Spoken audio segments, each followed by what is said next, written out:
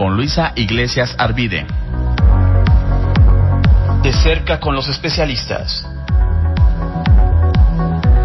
Son las 8 de la mañana con 18 minutos en esta primera emisión de Imer Noticias. Continuamos aquí platicando un poco fuera del aire sobre el crecimiento económico en nuestro país con la directora del Sistema Nacional de Noticiarios del IMER, Elia Baltazar. Aquí seguimos, Elia. ¿Qué tal, Luisa? Pues seguimos aquí escuchando las noticias y atentos a lo que está pasando en este momento en las redes y en otros espacios informativos. Pues justamente hablábamos un poco de lo que había pasado ayer en el Zócalo, de la transmisión que se tuvo por parte de Imer Noticias y de muchos otros espacios que se encargaron de relatar distintos aspectos importantes de este informe al pueblo de México, en donde el presidente Andrés Manuel López Obrador pone algunos puntos importantes que recuperamos para esta conversación que va a abordar el tema económico. Elia, a ver, se aprobó la ley de austeridad republicana, se suprimió pensión de 5 millones de pesos a expresidente, altos funcionarios ya no reciben seguro médico privado, se vendieron camionetas y los recaudados se entregó a 2 pueblos pobres de Oaxaca, 2 pueblos de bajos recursos de Oaxaca más bien, se bajaron sueldos de altos funcionarios y el del presidente, aumentó salario mínimo a 16%, no se ha aumentado impuestos en términos reales y no se ha creado impuestos nuevos, no ha crecido la deuda pública, en la frontera norte se redujo el IVA a 8% y el ISR a 20%, el robo de combustible se redujo 94%, y con esto, bueno, se termina de alguna manera el huachicoleo, por lo menos se hace una estrategia efectiva en contra del mismo, fraude electoral y corrupción ya no son delitos graves. Estos son algunos de los puntos que plantea el presidente Andrés Manuel López Obrador. Desde el portal del Financiero se hizo una corroboración de datos y dice que son correctos. Ahora bien, hay una suerte de reserva por parte del sector privado, que lo platicábamos fuera del aire, y para tocar todas las voces, todos los sectores y para entender las posturas de todos, esta mañana saludamos con muchísimo gusto a Marcelo de la Jara, director del Programa de Crecimiento Económico y Mercado Laboral en el Centro de Estudios Espinosa Iglesias. ¿Cómo estás, Marcelo? Buen día.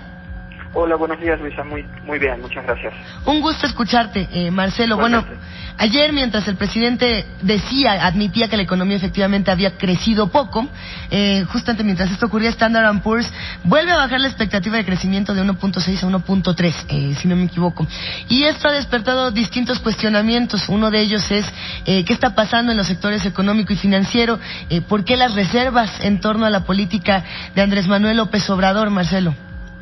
Mira, creo que ayer en el discurso el presidente estructuró su discurso de una manera que nos permite ver muy claramente cuál es su apuesta por el lado económico.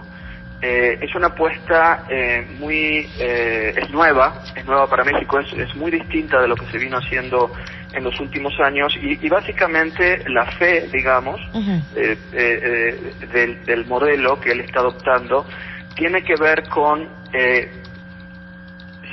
y aquí voy a resumir muchísimo el análisis que estoy haciendo sobre el tema, es básicamente bajar el peso que el Estado ejerce sobre la economía, ¿no? Es decir, hay un Estado que se está achicando de alguna manera, eso es la austeridad, pero que al mismo tiempo está usando esos recursos para poner 3 pilares, me parece a mí, esta es mi opinión personal como analista de crecimiento económico, 3 pilares para el crecimiento económico.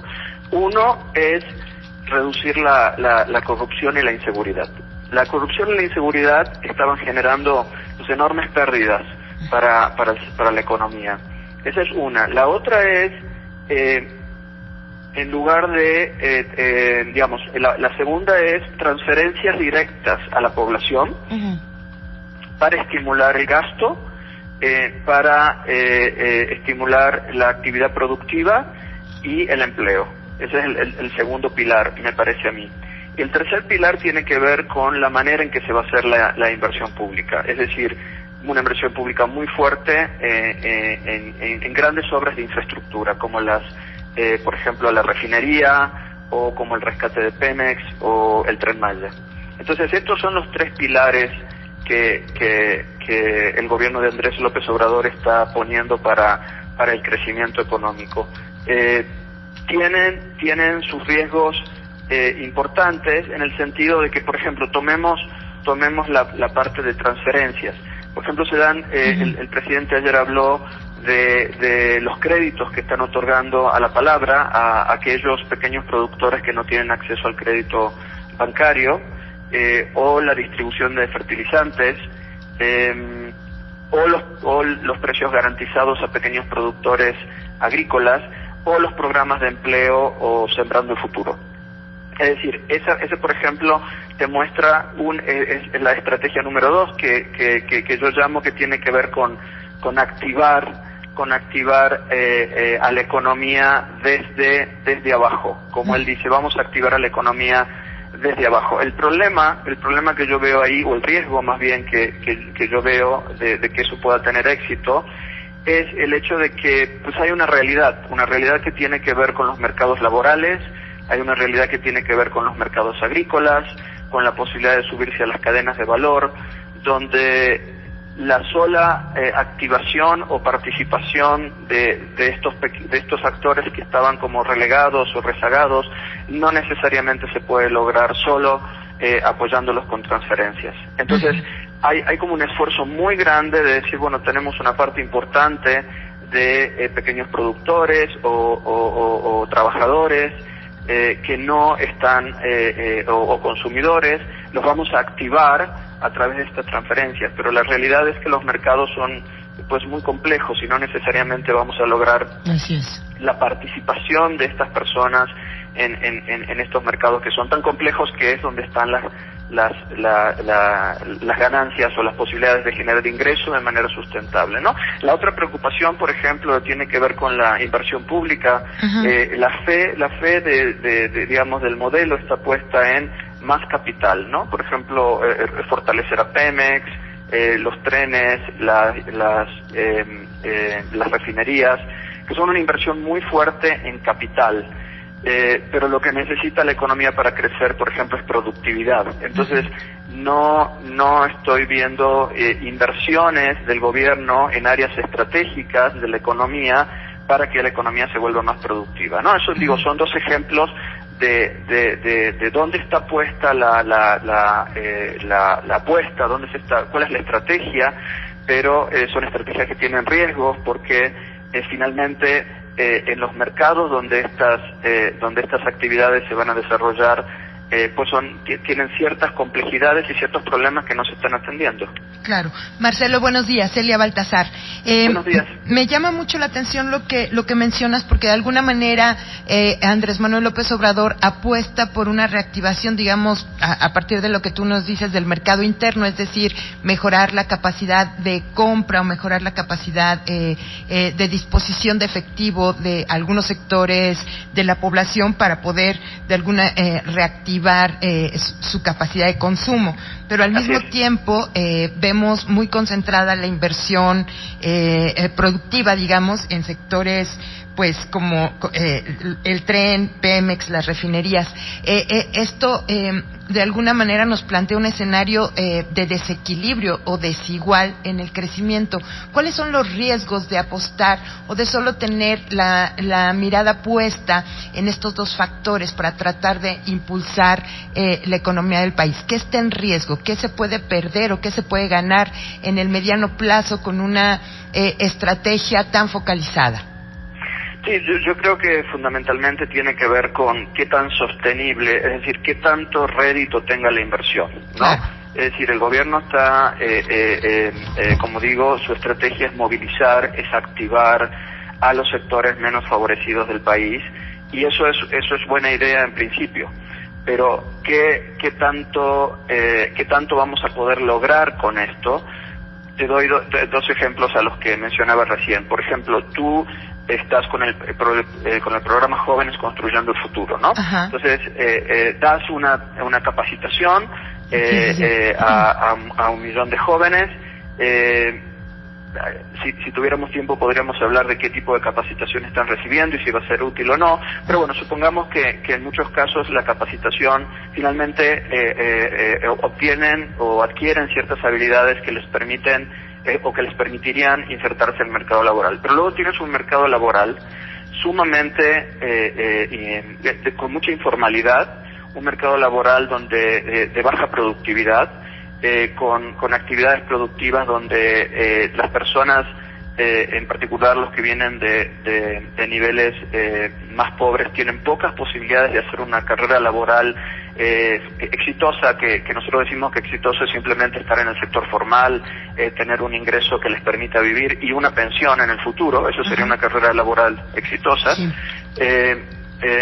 No está para nada asegurado, dado todos los problemas que hay en el mercado laboral que no se están resolviendo. Es decir, necesitamos, como tú dices, creo que es una buena manera de verlo, como desbalanceado, ¿no? O sea, activamos a la gente, pero luego ¿en qué ámbito van a actuar estas personas? ¿En qué mercado? ¿Cómo están funcionando esos mercados? Hay temas de competencia, hay temas de informalidad, hay temas que no se están atendiendo lo suficiente, ¿no? Y por el lado de la inversión también hay un poco de desbalance en ese sentido, como tú dices, porque si le apostamos mucho a generar infraestructura, ¿no? Que es capital, pero no atendemos los problemas de productividad, finalmente las economías lo que pasa es que crecen durante un tiempo, pero luego ese crecimiento no se vuelve sustentable, ¿no? Claro. Y finalmente el bienestar, si algo hemos aprendido en décadas de crecimiento económico de los países más exitosos, es que tú necesitas al final del día mejorar el ingreso por habitante, ¿no? Y el ingreso por habitante en el mediano y largo plazo lo logras teniendo una economía cada vez más productiva. Es decir, aquí lo que vemos es una estrategia de activación, es decir, más trabajo, más capital, pero lo que está faltando es agregarle este ingrediente de productividad, de eficiencia, que es necesario para darle sustentabilidad en el largo plazo, ¿no? A ver, pensando en este tema de sustentabilidad y de lo que puede ocurrir a partir de este momento, Marcelo de la Jara, ayer precisamente en el Zócalo el presidente Andrés Manuel López Obrador sostuvo que, bueno, esta, digamos, es su plataforma y que así va a seguir, en términos de proyectos, en términos de estrategias. Económicamente hablando, ¿qué se tendría que, digamos, modificar para regresar a esta otra parte sostenible? Y de no hacerlo, ¿cómo sería, digamos, la predicción o lo que se espera desde el Centro de Estudios Espinosa Iglesias que pudiera ocurrir en los próximos meses y en los próximos años? Bueno, esta estrategia, en términos de lo que faltaría, yo diría que hay que poner más atención a inversión pública en algunos sectores estratégicos que mejoran la productividad. Es decir, mucho de lo que una parte importante ya se está haciendo. Creo que el combate a la corrupción y a la inseguridad, si funcionan finalmente, eso va a complementar y va a la actividad económica privada, porque la hace más productiva.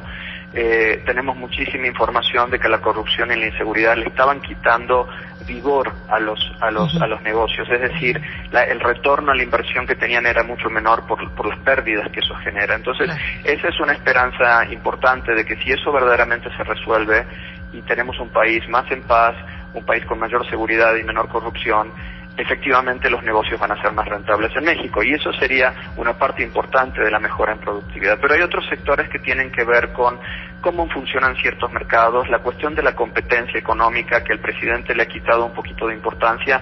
A mí me parece que es crucial, hay que seguir, es una lucha eterna para tener mercados más competitivos entre las empresas. Eso genera unas enormes ganancias en bienestar en la población, ¿no? Esos son como dos ejemplos. Y en la parte del mercado laboral o en la parte productiva, está bien dar créditos, está bien estimular la capacitación y el empleo, pero necesitamos preguntarnos dónde se van a insertar estos productores, ¿no? ¿Dónde se van a insertar estos trabajadores? ¿Cómo están funcionando los mercados laborales?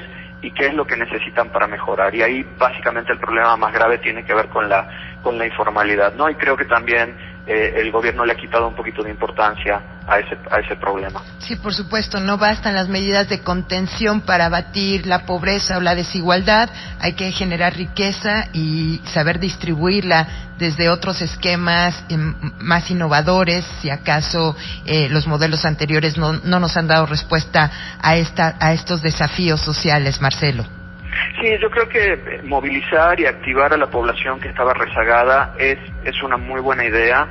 Simplemente, bueno, no simplemente, pero también, diría yo, hay que pensar ¿Cómo? Es decir, está bien, el gobierno está haciendo su esfuerzo de dar apoyos en los distintos ámbitos del empleo y la parte productiva, pero hay que preguntarse finalmente qué posibilidades tienen estas personas de participar en los mercados, o qué cambios hay que hacer en los mercados para que estas personas puedan participar. Temas de competencia, temas de informalidad, temas de adquisición de nueva tecnología, qué tanto esto se complementa con las inversiones que el Estado está haciendo o dejando de hacer en los distintos ámbitos para precisamente tener esto como un círculo virtuoso, ¿no? Creo que se está dando un primer paso que es importante, que no se había dado.